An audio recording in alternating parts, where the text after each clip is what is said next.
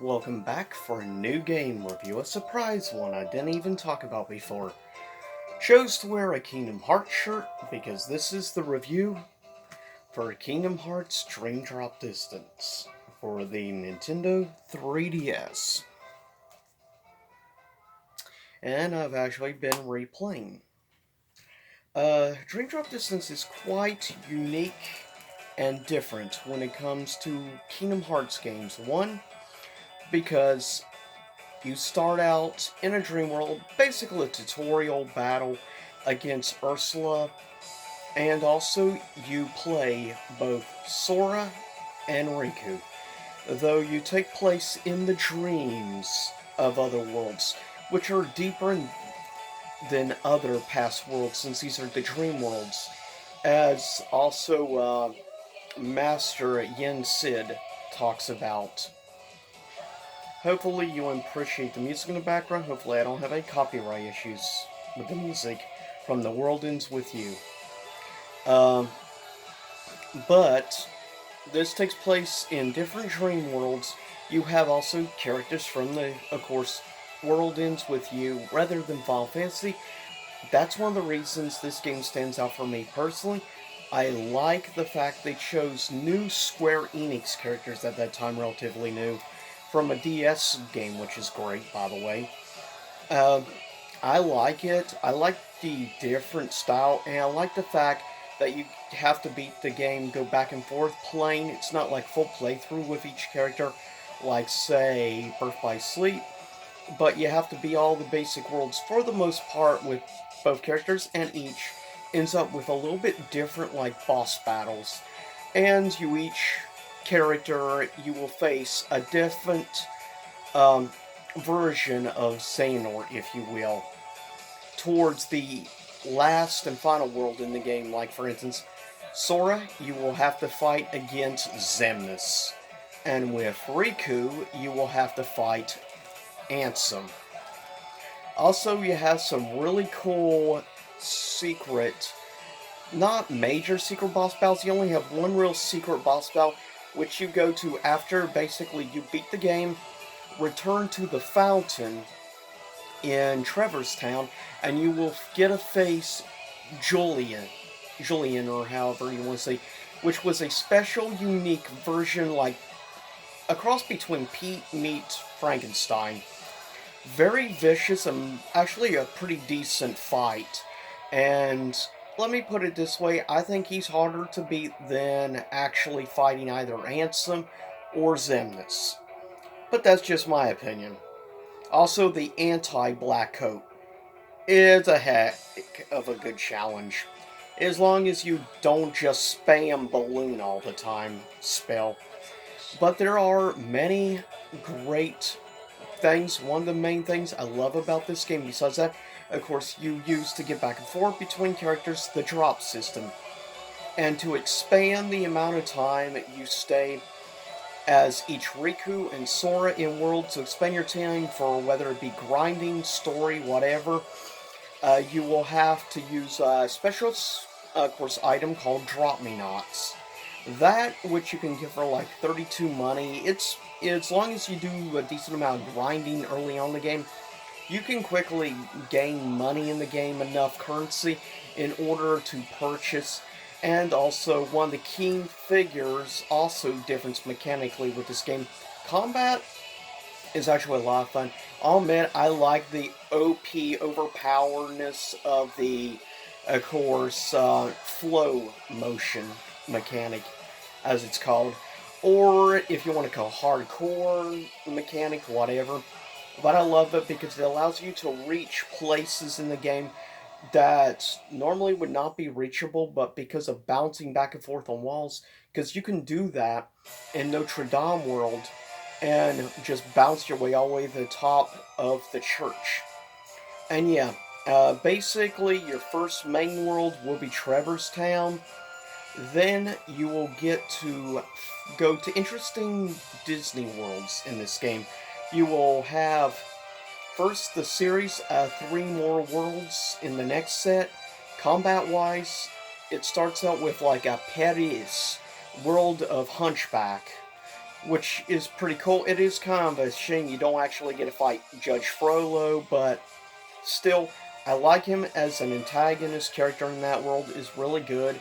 And I'm somebody who really likes Hunchback of Notre Dame movie, more than many people.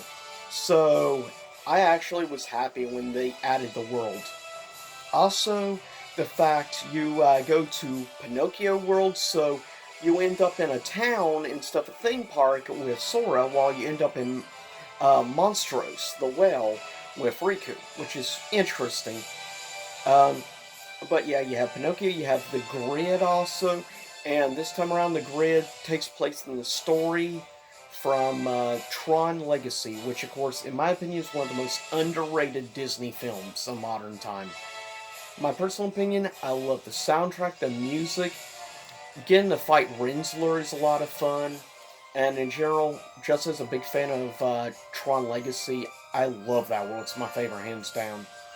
Also, then you have another set of two worlds. You have Three Musketeers, the Disney Mickey Three Musketeers world, which is actually pretty cool. It's nice getting to fight that version of Pete.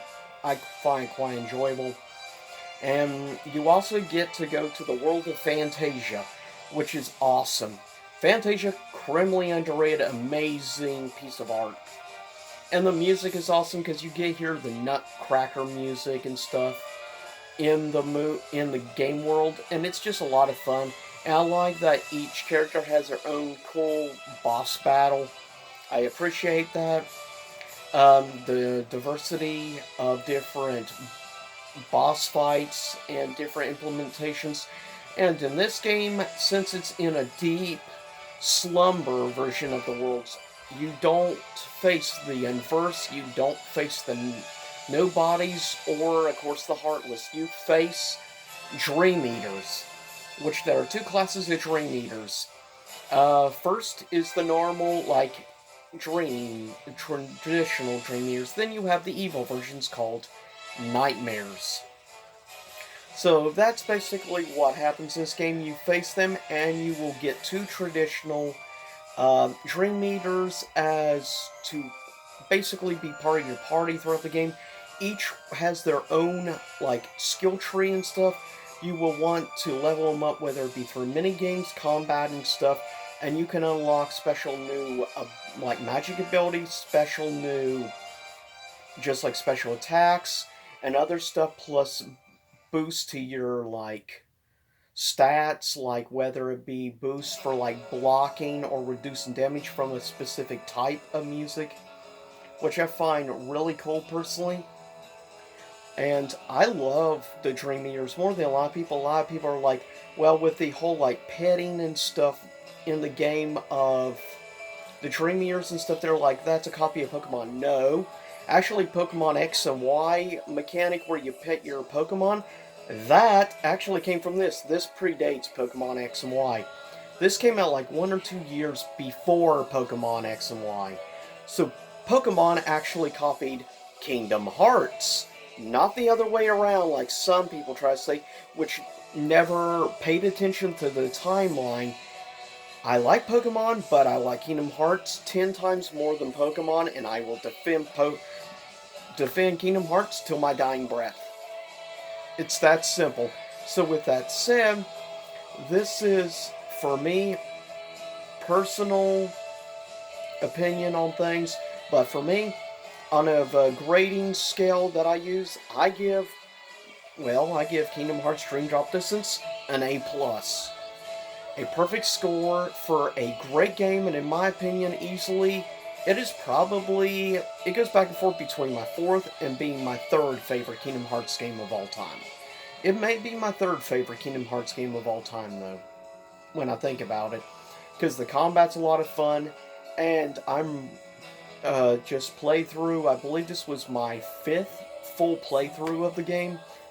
I love it. And the fact is, I like taking my time just grinding and stuff and gaining more abilities, plus going out looking for all the treasure chests, getting all the notes, getting everything. And this, of course, will be the last game, unfortunately, that Leonard Nimoy would voice Master Xehanort. which is unfortunate because I loved Leonard Nimoy. Yeah, the second guy wasn't bad, and then they changed again in the Remind DLC to another actor.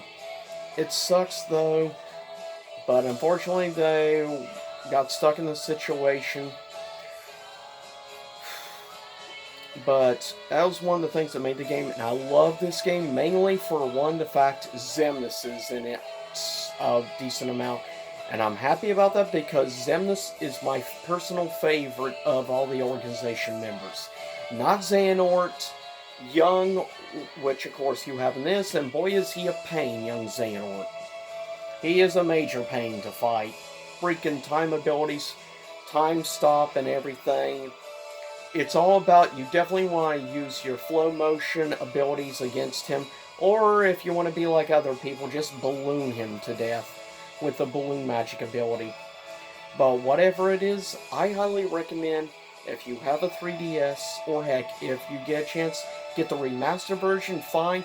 But personally, I consider this an essential for a 3DS collection because the game actually uses the 3D mechanic very well, a lot better than many other games. And I like the 3D effect it uses with the flow motion and everything in the game. It's actually really cool. It makes the boss battles feel more fun and just more unique from other Kingdom Hearts games because of the effect.